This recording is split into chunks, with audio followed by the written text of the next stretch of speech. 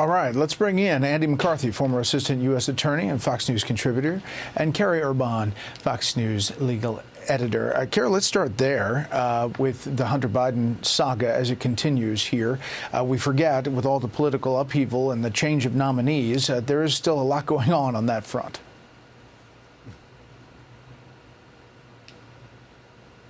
Carrie? Oh, sorry. I didn't realize you said my name. Yeah, you know, I think what's most interesting about this situation is that we're just learning about it now, and we're learning about it through the release of FOIA. And the reason that matters is because the Secretary of State, deputy spokesperson yesterday or this week said something to the effect of, we shouldn't look into the timing, that politics doesn't play a role in timing when these documents are released via FOIA.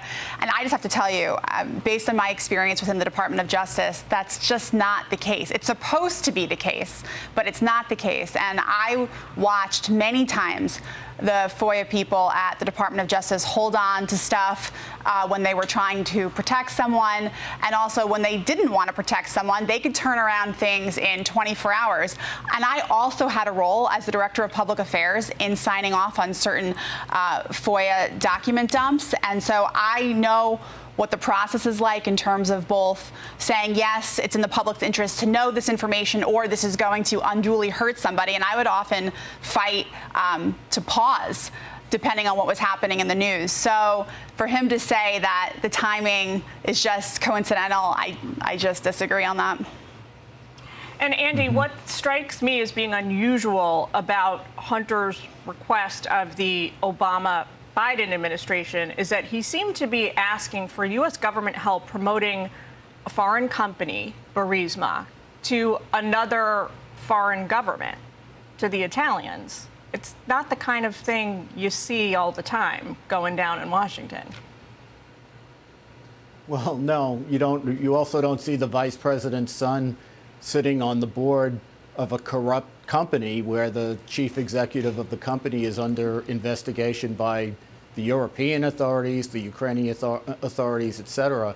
So it's very unseemly, which is obviously why we're hearing about it now. I think the interesting thing is it's as much an indictment of the investigation, to my mind, as it is of Hunter. We've heard of these shenanigans before. The thing about the investigation is there should be FARA charges in this case. There should be tax charges that arise out of the time when Hunter Biden's father was vice president.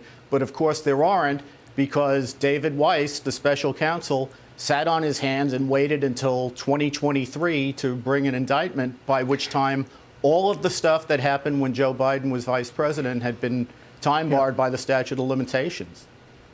Hey, Andy, really quickly on the Trump request, the lawyers for Trump saying to Judge Merchan that they want to delay this sentencing. What do you think is going to happen in that New York case? I think he's hell-bent on sentencing him, Brett, but they're right. I mean, the Trump team is right.